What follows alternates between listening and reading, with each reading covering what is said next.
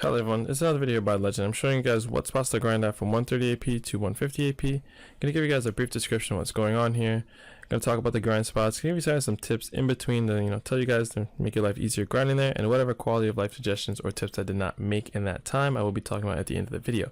Now I'm getting into it.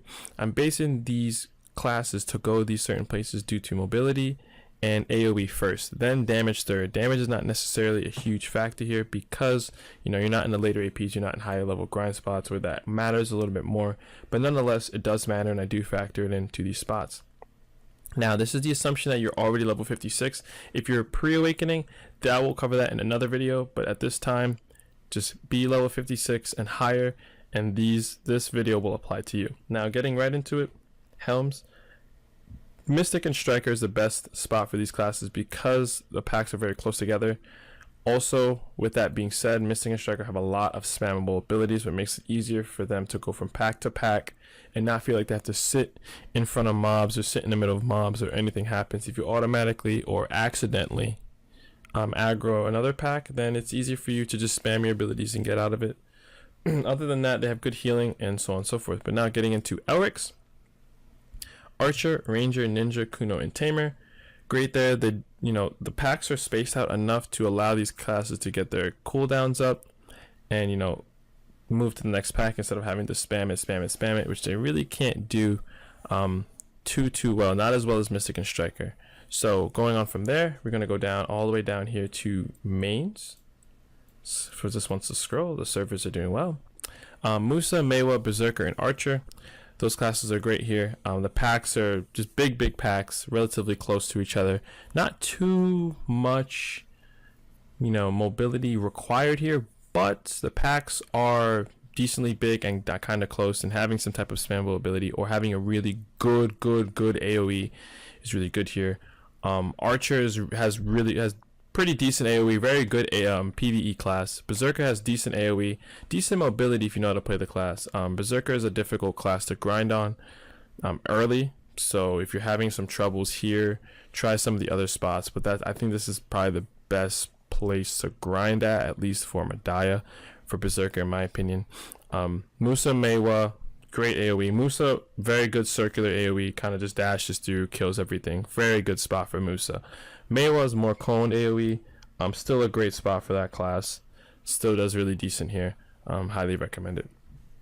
Now Lahn I recommend Rogues, and why is that? Because you could utilize your kit. With that being said, Lahn has very good mobility, the ability to jump around and just fucking go over shit. The packs and Rogues then is a little bit more spaced out, and you could utilize that mobility in her kit. Walking around. Lahn doesn't have great AoE. The AoE on that class is not that great. Just having that great mobility, moving around to pack, but suits the class pretty well here. Pretty good grind spot for Lahn. Now going on from that, talking about the last set of classes: Abandoned Iron Mine, Valk, Wizard, Witch, Warrior. Wizard, Witch, obviously the best PvE classes in the game, but reason why I recommend this spot is because they can one-shot the packs and move forward. Wizard, Witch, in my opinion, if they do not one-shot the pack, especially in these levels of this area, if you're not one-shotting the pack and moving on, it just makes it extremely inefficient for those classes to strive there. Now Warrior also doesn't have great AoE. The packs here are very close. They're very easy to kill. Warrior does not have good AoE or mobility, so this spot, it's perfect. The packs are really close, really close to each other. You don't require a lot of AoE, you don't require a lot of mobility. It's just a good spot for this class. Valk is a different story, has a lot more AoE than Warrior, has a lot more mobility than Warrior. Valk is Warrior's counterpart in terms of using a long sword and shield, and it does a lot better here. Valk has good AoE, could just dash through the packs, kill everything, keep moving. Decently spammable abilities, doesn't have high cooldowns, does really well here. Wizard, Witch kind of one-shots the packs and keeps it moving.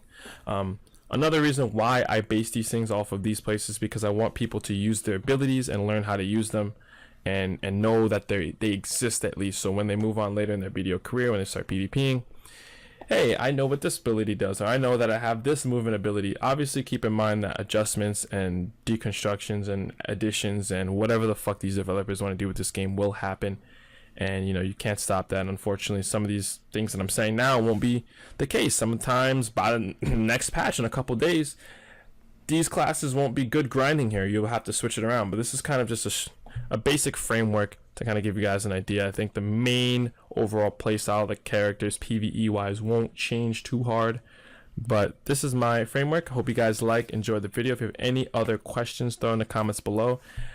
Right before I leave, why did I not recommend Sawsons? Probably questioning that. It's because Sawsons is not a good spot to grind solo unless you have an insane amount of maids. I'm talking 20 or plus. Honestly, if you're grinding here in a party, then you really wouldn't be needing this video. So if you're gonna grind Sawsons, grind the party. If not, don't grind it at all. Grind these spots I told you guys about. But comment, like, subscribe. I'll see you guys next time.